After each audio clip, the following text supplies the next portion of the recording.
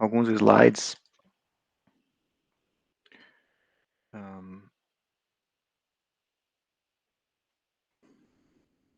Vocês estão vendo aí, né?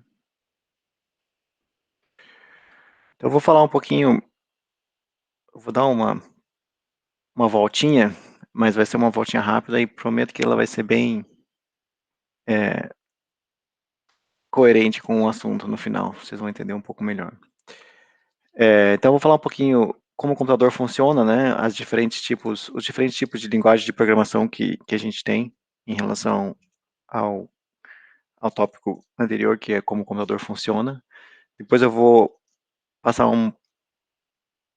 uma pincelada no que é o JavaScript, né, e explicar o V8, né, que é o motor por baixo do Node.js, e depois explicar o que é o Node.js em si.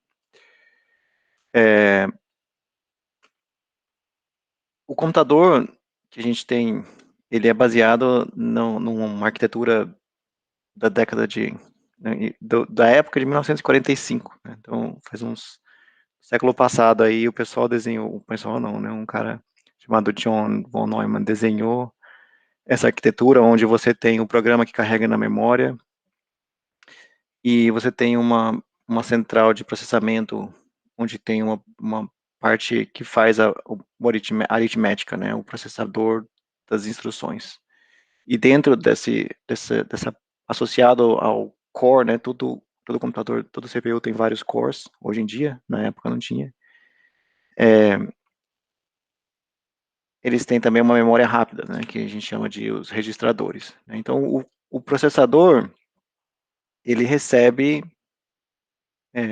instruções binárias, né? Então, a gente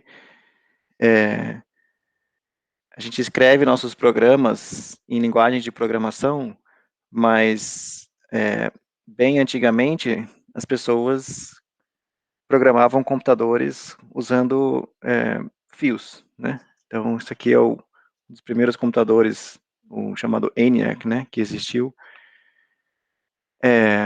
Cada fio desse aqui está ligado numa válvula, né? E aí você programava o computador conectando as válvulas corretas, basicamente. Esse foi um dos primeiros computadores que existiu.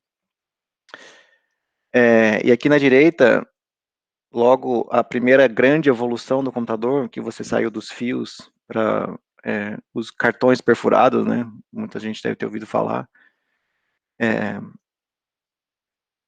Os cartões perfurados, você escrevia o seu programa com furinhos.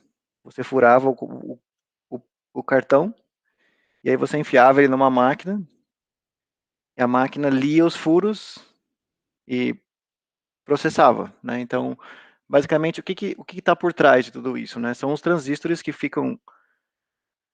exatamente, eu peguei isso aqui, porque se você for nesse artigo aqui, você vai ver que ele dá exemplo de 6 mulheres que programavam os computadores. E antigamente era mais comum as mulheres programarem os computadores, porque eles demandavam muita atenção, né, a detalhes, essas coisas assim. E, enfim, elas eram muito boas nisso. É uma outra história. Mas você, quando na época dos cartões perfurados, você programava, você escrevia o seu programa furando o cartãozinho numa tipo de uma máquina de escrever e mandava o seu programa para um lugar que programava, que rodava o seu programa. Você só sabia se seu programa rodava ou não depois que ele passava na máquina, né? Então isso poderia demorar dias até você conseguir escrever um programa que rodasse, né?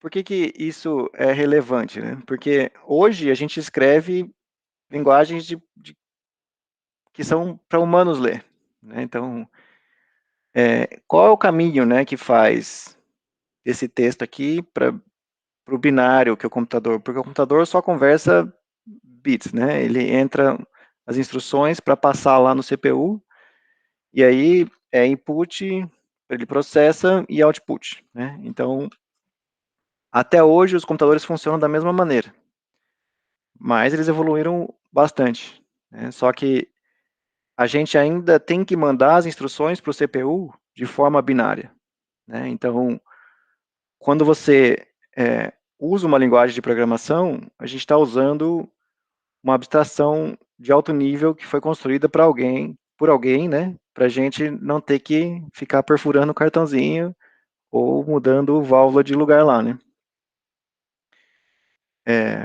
Ou ter que escrever o seu programa num chip, né? Então, essa é uma das grandes sacadas, né? A diferença entre o hardware e o software é que o software você muda ele com uma frequência muito mais rápida, né? Então você pode reescrever ele e reexecutar, e o hardware é muito difícil, você tem que desenhar o circuito, mandar, imprimir o circuito, etc. Demora semanas se você tiver uma boa fábrica aí. Então é muito difícil de testar. Então a gente abstraiu essa camada do hardware para ele simplesmente aceitar o que a gente chama de instruction set, né? Então cada tipo de processador tem processador Intel, processador AMD, processador ARM, todos esses processadores, eles têm um instruction set diferente, né, que é um conjunto de instruções aritméticas que eles suportam. E a gente traduz essas linguagens de programação para serem executadas dentro desse CPU. Então, hoje em dia, a gente tem 3 modelos principais de linguagem de programação, né? Tem aqueles que a gente chama de programa nativo, né? Muita gente fala, eu escrevo o programa nativo, né? Como assim? Qual que é a diferença, né, do programa nativo para um programa que não é nativo? A diferença é que você escreve o código, aí você passa ele por um compilador. Esse compilador gera arquivos binários que estão prontos para irem para o programa, para o CPU. Mas eles são arquivos separados, que cada código, cada linguagem é diferente, mas cada arquivo geralmente gera um arquivo binário, que eles precisam ser conectados um com o outro num programa binário gigante que é passado para o CPU, né? E esse é o papel do linkador. Então você compila, depois linka, né? Se alguém já programou em C, C++, Go, alguma dessas linguagens, já fez esse processo. Mas é totalmente transparente para as pessoas. Geralmente você roda um comando, o compilador hoje em dia já está tudo integrado, né? A gente nem ouve mais falar do linkar, né? Tipo, é tudo. Se você quiser, você pode ir lá explorar, mas geralmente a gente não vê isso. Você programa, você compila ele e já gera um programa, que é um arquivo executável. Só que esse arquivo ele é específico para uma combinação de sistema operacional e processador, né? Então, ele roda direto no CPU. O sistema operacional sabe como carregar esse processo na memória e enviar as instruções para o CPU. Por isso que ele é específico por sistema operacional.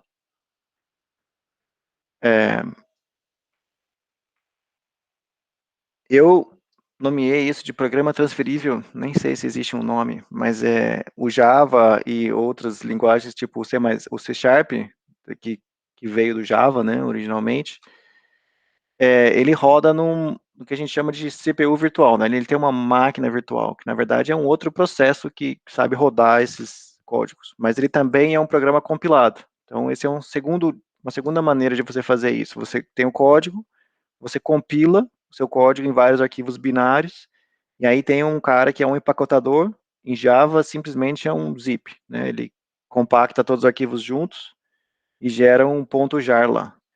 Esse programa, a diferença principal entre esse e o modelo anterior é que esse programa roda em qualquer máquina que tenha o que a gente chama de máquina virtual instalada, né? Então, não sei se vocês já passaram pelo problema de ter que rodar um programa Java, vocês terem que instalar o Java na máquina para rodar.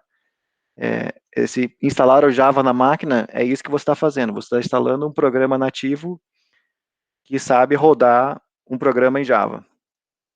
Esse programa em Java já é uma linguagem de máquina, mas é uma instrução, ele usa um set de instruções, um conjunto de instruções que nenhum CPU implementa, né? Ele usa um set de instruções que é implementado só por esse CPU virtual que existe dentro da máquina virtual do Java lá e do C Sharp também. Então, para você rodar esse programa, você precisa dessa máquina virtual no seu computador. Então, essa máquina virtual ela traduz esse set de instruções para o set de instruções nativos da máquina que ela está rodando. Então, esse processo é extremamente rápido, né?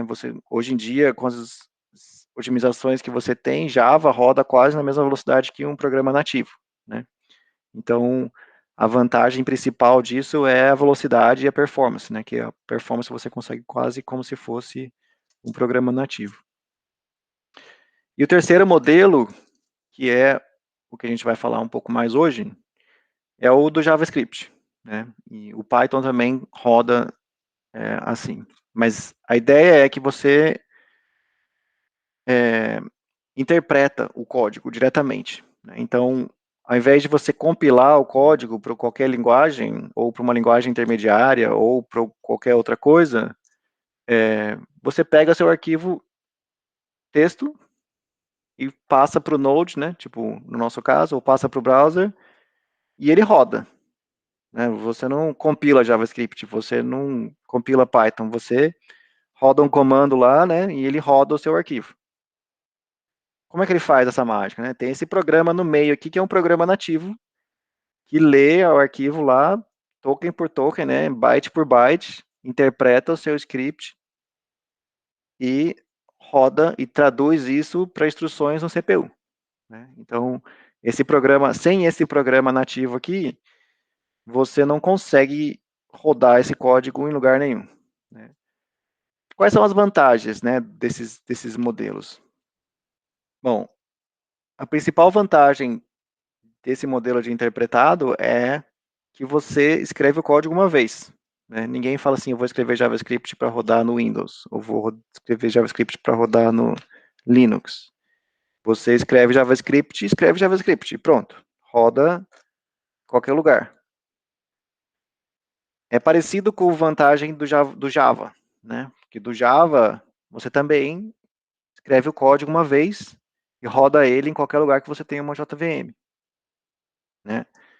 Se você pega um programa em C, por exemplo, ou em Go, você tem que fazer o que eles chamam de cross-compile, né? Que você compilação cruzada. Se você está na sua máquina, por exemplo, se você tem uma máquina Windows e você quer rodar o programa num Linux, você tem que compilar o código para Linux da sua máquina, né? Então, ele conhece como o sistema operacional Linux funciona, mesmo estando dentro do Windows, e ele gera um binário que sabe rodar no Linux, né? Então,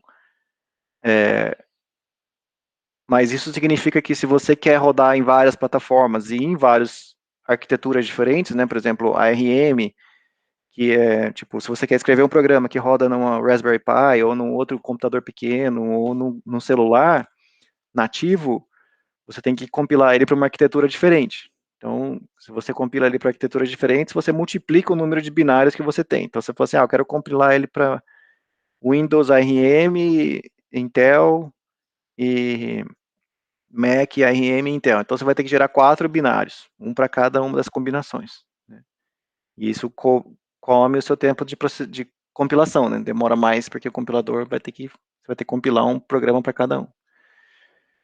Mas a vantagem do compilado é que quando ele roda é muito mais rápido, né? O programa ele está direto ali conversando com o processador. Então a tendência é que ele seja um programa muito mais eficiente, tanto em uso de memória quanto em uso de CPU, né? Já as linguagens interpretadas, essas segundas camadas, né, tipo Java ou o JavaScript, quanto mais longe do CPU você está, né, mais performance você vai perder. Então, no caso da linguagem interpretada, o programa vai rodar, vai ter mais limitações, né? Então, você consegue fazer coisas performáticas? Consegue. Hoje em dia, o V8, né, que eu vou falar um pouquinho mais para frente, ele é extremamente eficiente. E ele compila o código em memória e faz outras otimizações que fazem o JavaScript ficar tão performático quanto um outro programa numa linguagem nativa. Mas o que é JavaScript, né? A gente fala bastante do JavaScript, e o JavaScript ele é ele é um camaleão, hein? Ele tem várias cores. Quando a gente fala de JavaScript, a gente está, se você está falando só da linguagem, né? Porque a gente fala assim, eu programo em JavaScript. Mas aí você fala assim, você programa para JavaScript no browser, você programa para JavaScript no Node, você programa para JavaScript, você só sabe o que é JavaScript, né? Porque depende do nível da pessoa, né? Por que que existe toda essa é,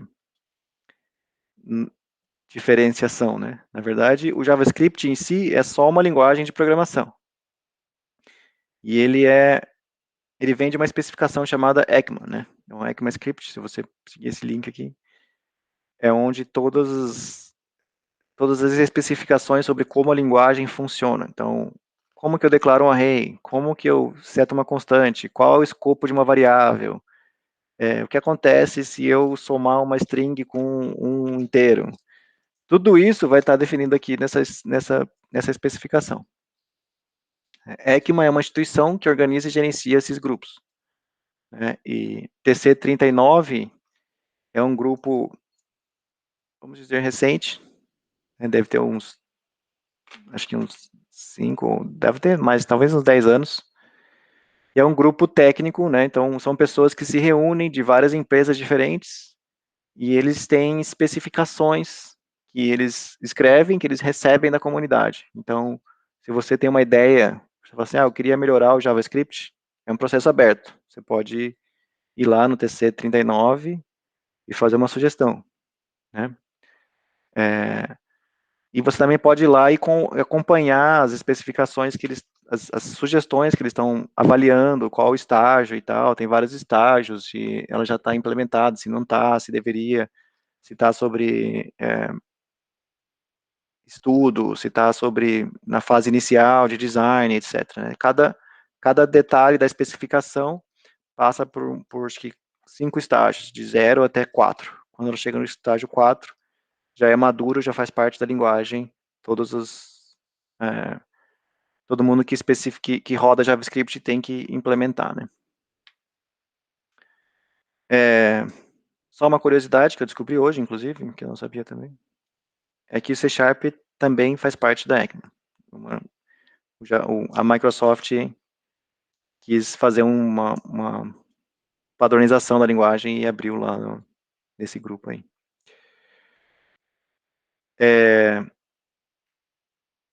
Quando a gente fala do JavaScript no browser, né, existe uma segunda especificação associada que tem o nome de DOM, né, que é o Document Object Model. Então, o DOM ele especifica coisas do tipo como o JavaScript se comunica com o HTML, como ele conversa com CSS, como ele acessa a árvore, como ele responde a eventos no browser, tudo o que acontece no browser que você já viu de erro ou de qualquer outra coisa, está lá na especificação do DOM, né? Essa especificação é separada do TC39, né? É um outro grupo, inclusive, que gerencia, que é a W3C, né? Que é uma organização que é responsável pelas especificações da web. E esse é o link para a especificação do DOM. Aí. E por último, o Node.js, né?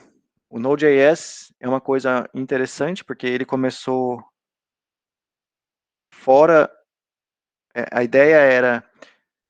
O cara que começou o Node, ele gostava muito de JavaScript, ele via que o JavaScript estava crescendo bastante, mas ele não gostava que ele não podia usar o JavaScript fora do browser. Então, ele foi e escreveu um programa, na época, chamado Node.js, para rodar JavaScript fora do browser. E uma das coisas mais interessantes, né, de que ajudou o Node.js a crescer muito, é que ele é muito similar, ele funciona internamente muito similar com a maneira que o browser funciona. Né? Então, o browser, por exemplo, ele só tem, ele é single thread, né? Então, você nunca vai rodar pedaços de JavaScript ao mesmo tempo, por exemplo. Então, isso é um modelo de programação que simplifica muito, que o browser adotou porque eles queriam fazer uma coisa simples. E para simplificar, eles adotaram esse modelo e facilita muito na hora que você está pensando em como as coisas funcionam, né? O Node.js, hoje, ele é gerenciado por essa fundação OpenJS, que é recente, né, uma fundação criada recentemente, acho que tem 1 ou 2 anos, mas ele existe faz bastante tempo, né, e ele demorou um tempo, por muito tempo ele foi aberto, o código-fonte sempre foi aberto, mas por muito tempo ele foi aberto e gerenciado, assim, só pelo cara que criou o repositório, né, e depois foi crescendo, crescendo, crescendo, crescendo, ficou fora de controle, ele criou uma comunidade, aí nasceu o NPM, né, para gerenciar os pacotes, e o Node.js acabou crescendo de um lado, o NPM cresceu de um outro, o NPM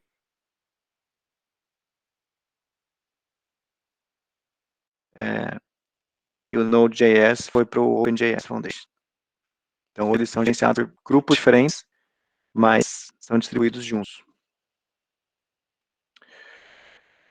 Então, voltando um pouquinho ao CPU, ao interpretador, né, o V8 é o motor. Então, o V8 é um projeto que o Google criou lá atrás, quando eles começaram o Google Chrome, né? Então, o Chromium, né, que é um browser aberto que o Google criou, que ele cria o Google Chrome em cima do Chromium, usa o V8 para processar todo o JavaScript dele. Então, o V8 ele implementa o padrão ECMAScript, né? E, como eu falei, ele sempre, desde o começo, foi muito focado na performance. Então, a ideia do Google sempre foi fazer código JavaScript no browser rodar como um programa nativo, né? Bem rápido. Tanto que lá no começo, quando eles criaram o Chromium e o Google Chrome, eles criaram aquele Experiments, eu acho que eles têm até hoje, né? Uma página dedicada para códigos avançados escritos em JavaScript para fazer simulações, etc, etc.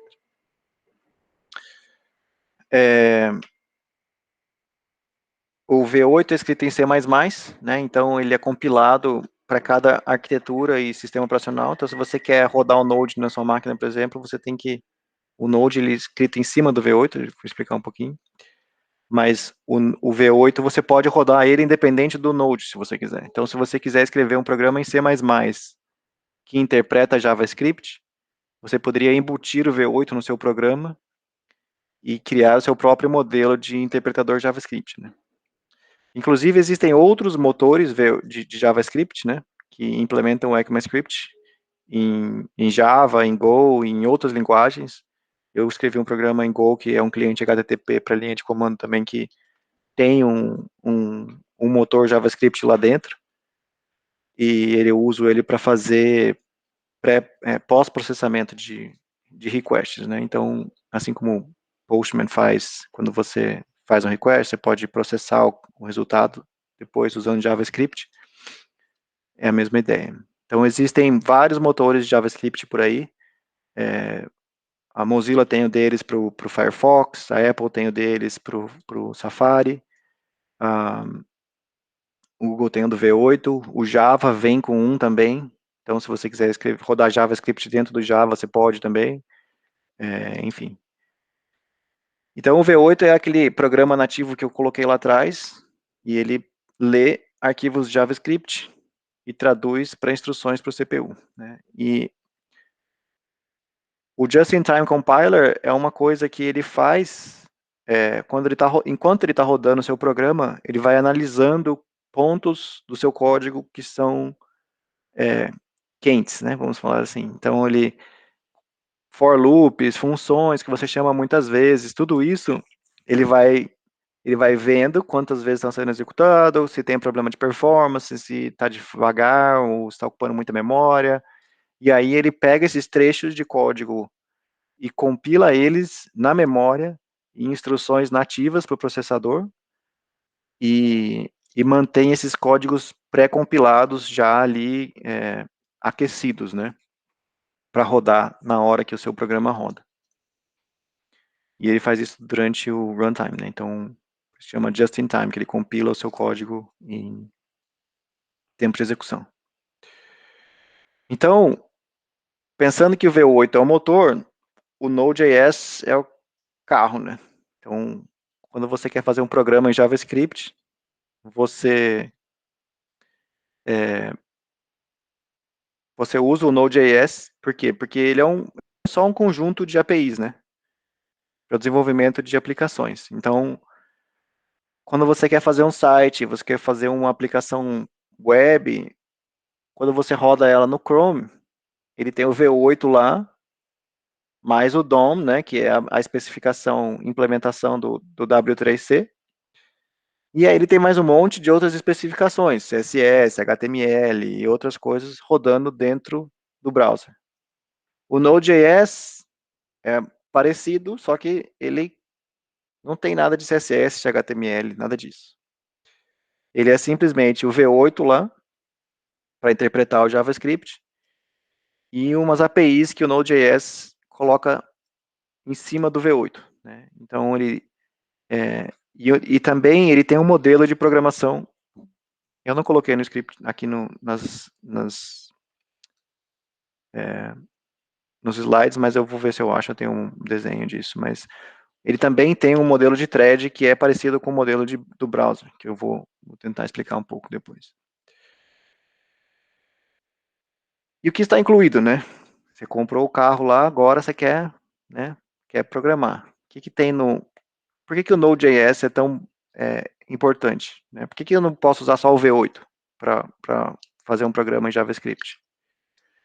Porque o V8 ele não traz nada, né? O V8 é só o ECMAScript lá. Ele é só, tipo assim, você quer declarar uma variável, você quer criar uma constante, você quer fazer um for loop, quer fazer um array, tudo isso está no V8. E como rodar isso no processador nativo, está tudo dentro do V8, né? Mas assim, eu quero abrir um arquivo.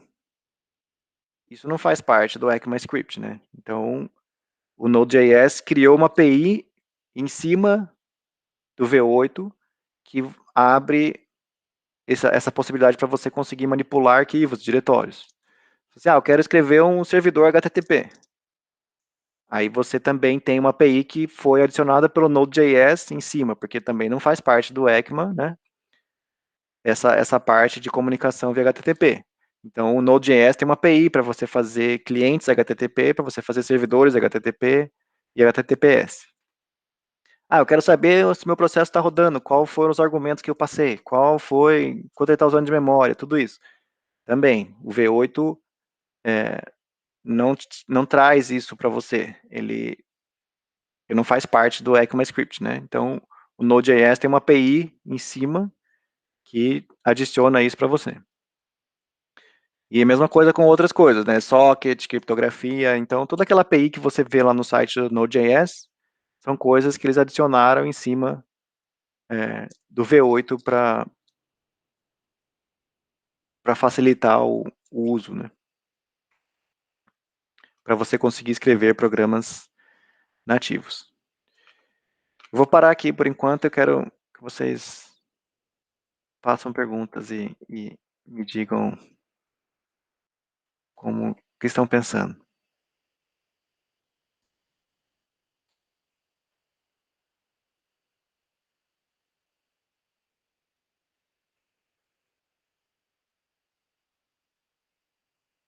Pode falar, Bárbara.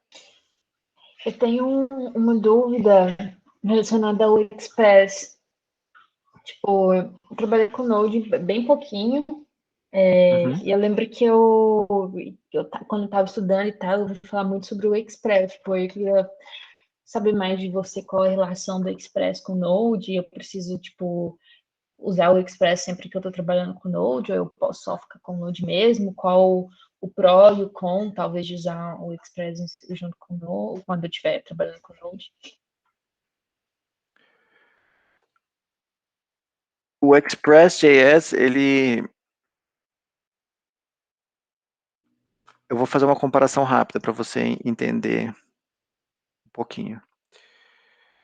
Mas, basicamente, o Express é uma abstração focada em criar servidores HTTP, né, REST. Então, ele é mais focado em REST. Então, você quer fazer, por exemplo, você quer criar uma aplicação que recebe e responde requests HTTP, né, uma API, basicamente, né, uma API REST. Então, por que que o Express existe? Porque quando você quer escrever uma aplicação, a primeira coisa é assim, você vê assim, eu quero criar uma aplicação. Aqui por trás, o Express está fazendo um monte de coisa lá nas APIs do Node que você não está vendo, né? Ele está abrindo o socket HTTP, está preparando seu servidor, está fazendo um monte de coisa que você, inclusive, está preparando para você colocar, por exemplo, os middlewares. Eu não sei se você, quanto que você chegou a mexer, mas ele tem aquela questão de middleware. Então, por exemplo, você fala assim, eu quero comprimir todos os requests para gzip, para eles ficarem mais rápidos. Eu quero colocar um sistema de autenticação. Então, eu quero garantir que todos os requests que chegarem vão ter que ter o token no header tal. Isso são os middlewares que você adiciona. Tudo isso são camadas abstratas, né, que o Express adicionou em cima do Node.js, né. Então, por exemplo, para você receber um request aqui, você fala lá, você cria a sua aplicação e aí você fala get, e aí você fala assim, get, se vier nesse caminho aqui com um ID tal e tal, ele já faz ele já parseia os parâmetros para você da URL e já te dá tudo mais mastigadinho, entendeu? Se você for olhar essa API no Node.js,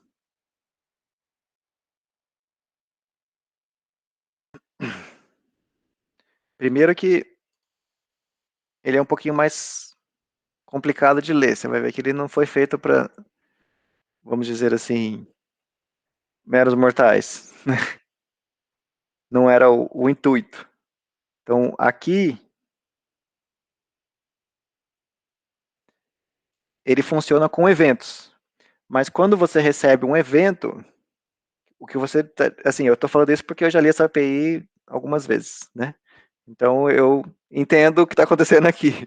Então, estou traduzindo um pouco. Mas imagina assim, isso daqui que você está escrevendo aqui, para você fazer em Node, você teria que ouvir, criar um servidor HTTP, esperar por um evento do tipo request, né? E aí você ia receber dois parâmetros, incoming message e server response. Então vamos lá olhar lá o incoming message. O incoming message ele é um tipo readable. Então você vai ter que ler as coisas aqui, ó, tá vendo? Você está criando um request, você está esperando esse request que ele está enviando no request, né? Mas se você estivesse recebendo, seria parecido. Você receberia o caminho como um parâmetro inteiro. Você teria que parsear o caminho para achar o ID lá dentro, entendeu? Porque aqui, ó, o Express, ele está identificando para você que já tem, que o último parâmetro vai ser um ID, certo? Então, isso que a gente chama aqui é de route matching, né? Então, ele está fazendo roteamento para você. Ele tá, se entrar uma rota chamada barra user barra 10, ele vai chamar essa função para você. Para você fazer isso no Node, você tem que criar um request, ouvir o request, ler o parâmetro path, processar o path e fazer o roteamento você, entendeu? Então, o Express adiciona essa camada em cima do Node e facilita, mas ele é mais focado em APIs REST, né? Então, como ele está falando assim, olha, o meu usuário está querendo criar uma API REST. Então, você vai vir aqui e vai usar todos os casos de uso dele foram focados em pessoas que estão criando API REST. Então, você quer responder com JSON, você pode responder com JSON chamando o response.json, e ele já escreve um JSON no final. Você pode colocar os middlewares lá que eu estava falando, então você pode colocar middleware no nível da aplicação, no nível da rota, para responder erro automaticamente. Tudo isso, se você fosse fazendo Node.js, você ia estar basicamente escrevendo o Express em cima do Node, entendeu? Então, ele já traz tudo isso pronto para você. Então, roteamento, ele já traz processamento de middleware, toda essa parte de, por exemplo, aqui, ó, você pode encadear os seus middlewares, então você pode falar assim, se o usuário não tiver autenticado, retorna um erro. Se o usuário tiver autenticado, processa o próximo callback da cadeia, né? Então, assim você pode criar uma camada de middlewares aí para você fazer um comportamento muito complexo que, se você fosse implementar direto usando a API do Node, você ia sofrer um bocado, entendeu? Então, ele te traz essas facilidades, assim, para você conseguir criar uma aplicação web com API REST, né? Muito mais simples. Beleza, entendi. É verdade. Quando eu estava trabalhando com Node, eu sofri. Não foi fácil. Inclusive, isso era outra coisa que eu queria te perguntar, tipo, quais dicas você dá para o pessoal ir aprendendo Node? Qual caminho você acha que é melhor? Porque, pelo menos na minha experiência foi complicado, sabe? Quando eu fui mexer, não achei mais fácil. Que você vê que são tipo os maiores erros, os maiores tipo, falhas quando o pessoal está começando a aprender Node e como que você aconselha aprender esses que, na minha opinião, é um pouco mais complexo.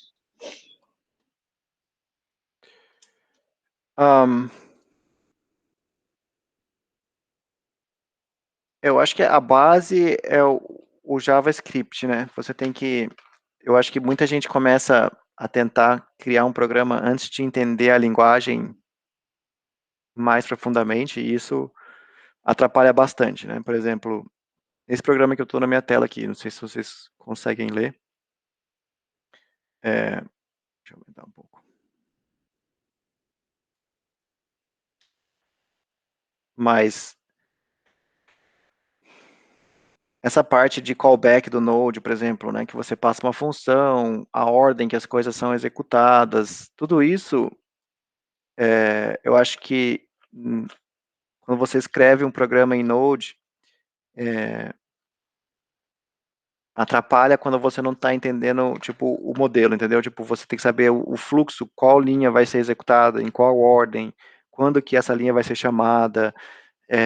Então, essa parte de callback, essa parte de eventos, essa parte de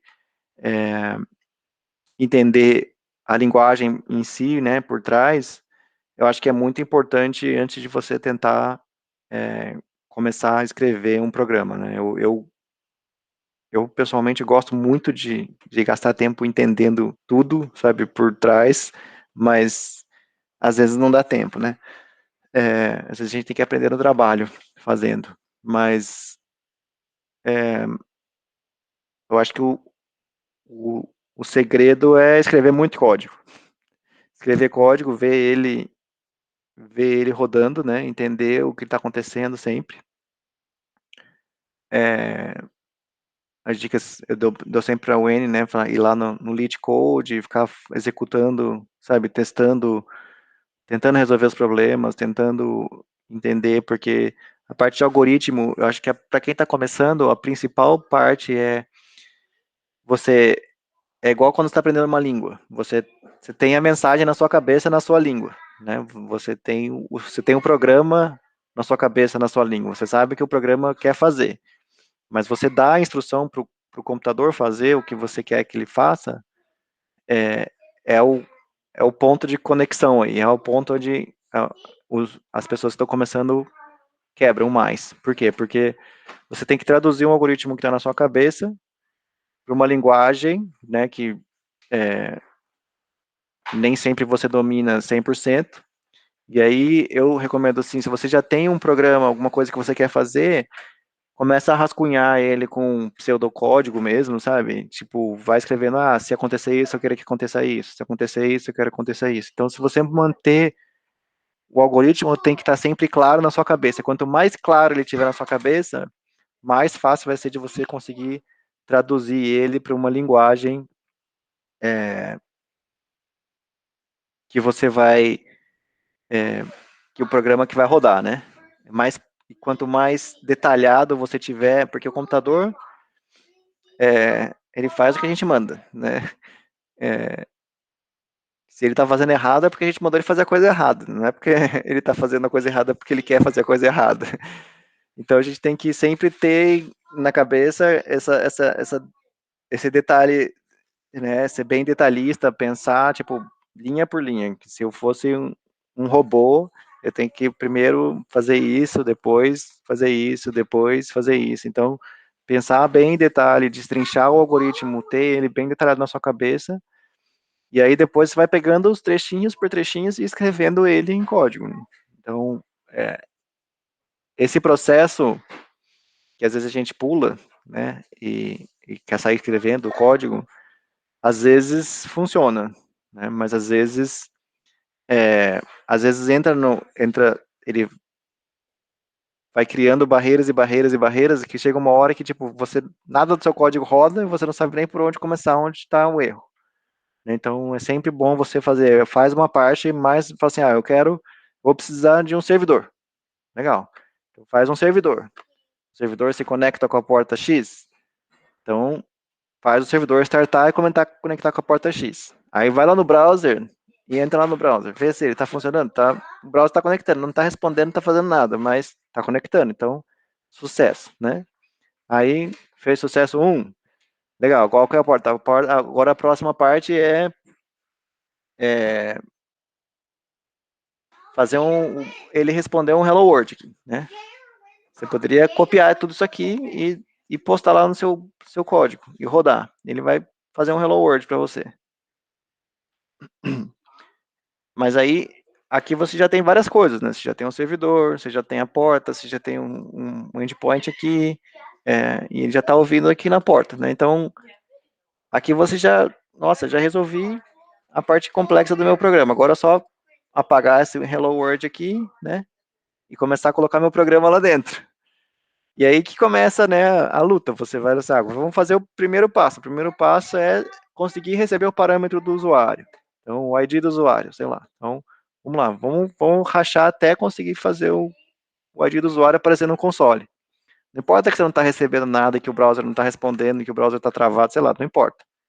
Vamos fazer um passo por vez, né? Então, focar no passo por vez eu acho que é importante também. E essa parte de destrinchar o seu algoritmo e conseguir detalhar ele para você tem que sempre entender o máximo que você conseguir na sua linguagem, né, na sua cabeça, para conseguir traduzir ele para a linguagem do computador antes.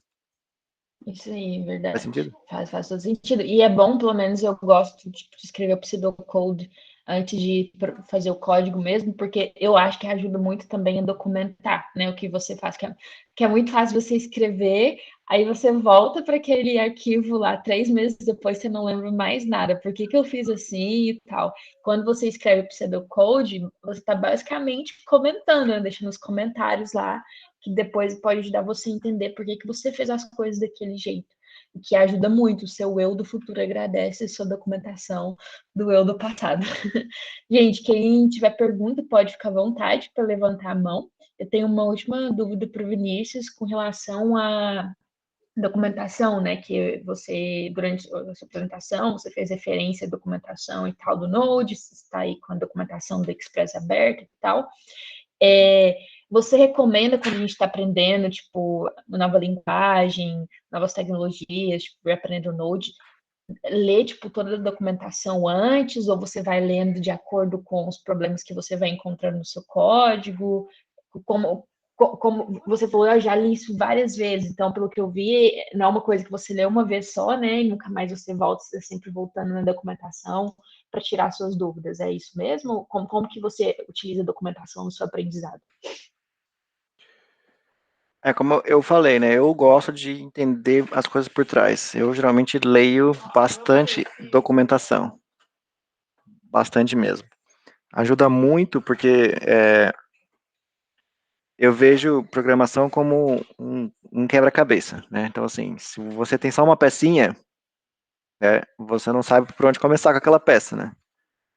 Mas quando você tem duas peças, você fala assim, nossa, eu não faço ideia como é que eu conecto essas duas peças, né? Às vezes as peças estão muito distantes uma da outra, né? Então, a documentação vai trazendo esse contexto que você vai preenchendo ao redor dessas peças, desse conhecimento que você tem, né? Então, assim, eu não recomendo você sair lendo as documentações antes. Eu prefiro sempre fazer as coisas voltadas a projeto. Eu leio a documentação direto. Por quê? Porque toda vez que eu começo um novo projeto em Express, eu não lembro a API, eu não lembro o código. Então eu volto aqui e às vezes eu estou numa versão nova, né? Porque eu sou velhinho, eu programo há muitos anos, então eu estou no Express desde a versão 1. Então, tem toda vez que eu volto aqui tem alguma coisa nova, tem alguma coisa para aprender, ou eles mudaram isso, mudaram aquilo. Então, também ajuda eu. Isso, obrigado. Ajuda eu a me manter atualizado também, né? Porque as coisas mudam e você tem que estar de olho, né? E às vezes você fala assim, nossa, esse negócio que eu fazia que era mal complicado, agora eu consigo fazer em 2 linhas, né? Então, às vezes você pode voltar num código antigo que você tinha e ir lá arrumar. Às vezes ajuda você a. Bom, se você continuar sempre escrevendo código igual você escrevia há 10 anos atrás, você vai sofrer bastante, né? Porque há 10 anos atrás as tecnologias eram muito diferentes, né? Hoje em dia as coisas estão muito mais evoluídas. Então você vai lá, você lê, você aprende novas coisas, você vai criando esse contexto que eu acho que é muito importante, porque quando você esbarrar no primeiro erro do seu programa, a primeira coisa que der errado, se você não tiver esse contexto, você vai ter duas peças lá, né? Aí você vai olhar e falar assim, o erro não tá nessa peça, o erro não tá nessa peça. Aí você vai falar, putz, tudo que eu sei acabou. Onde mais está o erro? Onde pode estar o erro? Aí, né, são os gnomos, né, Wendy? A gente sempre fala que são os gnomos que vivem dentro do computador.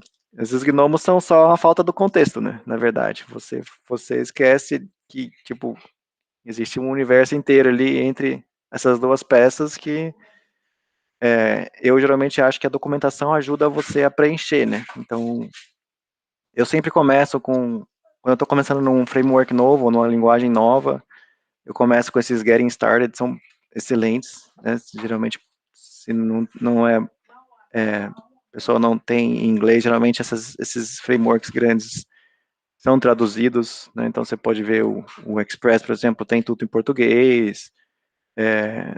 Recomendo ler e falar assim, estou sem nada para fazer, escrever um programa em Express e explorar a API dele, entender como ele funciona. Ou, se quer ser mais aventureiro ainda, vou olhar o código do Express para ver o que ele faz por trás, né? Tipo assim, vocês têm que lembrar, essas coisas são todas código aberto, né? Então, se você... eu, pessoalmente, acho que nunca fiz uma coisa desse tipo, de tipo, achar um bug e ter que olhar o código para entender por que o bug estava acontecendo, né? Eu já tive problemas onde eu tive que olhar o código para entender como chamar uma função, sabe? Coisas que não estavam documentadas na API, coisas desse tipo assim. É bem raro, mas já tive que fazer. Principalmente em Go, que quando você puxa um framework já vem com todo o código, então você clica e em Go você é mais incentivado a documentar o código. Então quando você entra nos códigos, você vê a documentação do cara lá dentro já, então nem precisa entrar no site quase. Então é bem interessante esse coisa. Mas os outros coisas dependem mais dos frameworks, né? De quem mantém o framework, se tem documentação, se não tem documentação. Tem framework que está bem documentado para você aprender, tem framework, o Express, a documentação deles é excelente, assim, para você aprender como ele funciona, para entender o que ele faz, é sempre uma janela, né? Eu sou viciado em aprender, eu tenho esse pequeno problema. Então eu às vezes fico lendo documentações por ler. Isso não é um problema, né? Então, qualidade. Eu acho que a qualidade número um que toda pessoa em tech tem que ter é a curiosidade e vontade de aprender, porque não dá para ficar sem estudar, né? Quando está no monte de tecnologia, você fica obsoleto em sei lá, um ano, se você ficar sem se atualizar, pelo menos sobre a tech stack que você usa, você já está ficando obsoleto, né? A Milena tem uma dúvida. Ela perguntou: tem algum lugar em específico em que você salva o pseudocódigo ou você só usa os comentários para isso? Eu geralmente sigo o conselho da Bárbara. Eu vou colocando os comentários lá como to do, né? Vou preenchendo o código. Quando eu não tenho ideia de por onde começar, eu começo com um arquivo em branco e um monte de comentário. Fazer isso, depois fazer isso, depois fazer isso, né? Se eu já tenho alguma ideia, ou já tenho, que nem falei, cheguei aqui no Hello World, o Hello World eu já tenho, legal, copio esse código aqui, colo lá, e vou apagando os trechos que eu sei que eu vou ter que preencher e já colocando os to-dos lá dentro, né, os afazeres, né, já vou mapeando as coisas lá. Então, essa é a minha dica, hein? Eu gosto de colocar lá e aí conforme eu vou fazendo, eu vou apagando e fazendo, apagando e fazendo. Eu vou escrevendo o código. Geralmente eu substituo tudo pelo código mesmo. E porque eu não sou muito. Bom, é uma opinião controversa, mas então comentar código, não sou muito fã, assim, direto de colocar documentação extensa em código, né? Acho que o código tem que ser fácil de ler, né? Mas é claro que depende do nível das pessoas e tal, mas eu acho que para quem está começando,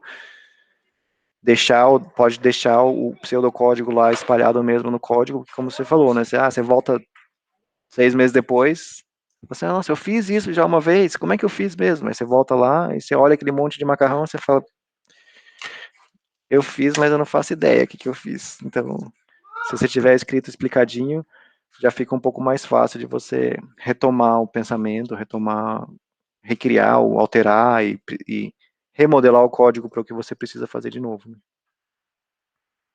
Isso, e nem só. Se você, né, que tem dificuldade, às vezes, de lembrar por que você criou aquilo, imagina a pessoa que vai pegar seu código daqui a alguns meses, ou seu coworker lá, seu colega de trabalho, vai saber menos ainda que você. Então, eu gosto de deixar nos comentários mesmo, se estiver muito bagunçado, organiza, tenta deixar legal. Mas o ideal é, como o Vinícius falou, né, seu código ser tão claro e bonito que as pessoas nem precisam de comentário para entender. Infelizmente, como mera mortal ainda, não consigo escrever código bonito assim, Vinícius. Eu fico deixando meus comentários lá, senão nem eu entendo depois. É normal, faz parte. Mais alguma É, dúvida, pessoal? não, só ia complementar que a gente acha que não vou esquecer, eu sei, né? Você tá com o código ali na cabeça fresco, mas esquece. Eu já tive problemas de ter que abrir o Git o cara teve que abrir o Git na minha frente para provar que fui eu que escrevi o código, que eu não acreditava. Eu disse, não fui eu que escrevi esse código, mas tá aqui, ó, seu commit, dia tal, tá lá, seu nome. E foi questão de 4 meses, assim. Então, a gente esquece rápido e precisa mesmo.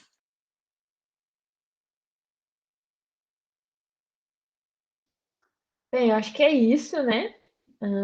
Deixa eu ver aqui. Acho que o pessoal não jogou dúvida no Discord, não. Só pediram pra gente gravar, tá sendo gravado. Eu acho que é isso. Não tenho mais dúvidas. Acho que ninguém mais tem nenhuma dúvida. Acho que é isso, Vinícius. Quer falar mais alguma coisa? Não, só queria agradecer aí pela oportunidade e por poder ajudar aí, do jeito que der. É isso. Obrigada a você, novamente, pelo seu tempo adicional.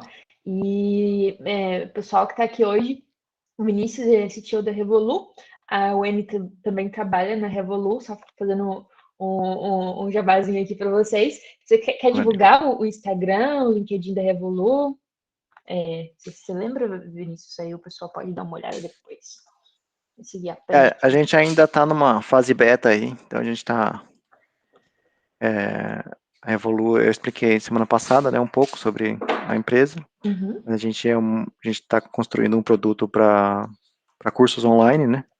E a gente tem também uma plataforma de gestão escolar, né? Então a gente já tem um conjunto de clientes aí, escolas que já usam o nosso Legal. sistema de gestão escolar e estamos começando com esse segundo produto aí, que é esse para vender cursos online e tal, né? Então a gente está começando agora procurando usuários para fazer parte dessa fase beta, né? Para a gente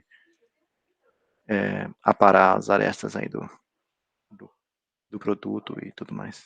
Show de bola. Joguei aí, pessoal, o LinkedIn da Revolu no chat, depois vocês dão uma olhada, dá um follow lá na página deles. E Valeu. empresa aí com novos produtos significa que eles estão precisando de devs, hein? Então, bora estudar, quem sabe aqui um dia vocês estão trabalhando com o Vinícius e com a Wendy. Certo? É isso aí. Acho que é isso, então. Vou parar aqui a gravação. Obrigada de novo pelo seu tempo. Até a próxima segunda, pessoal. Valeu. Tchauzinho. Obrigado. Tchau, Vinícius. Boa noite. Tchau, tchau. Boa noite.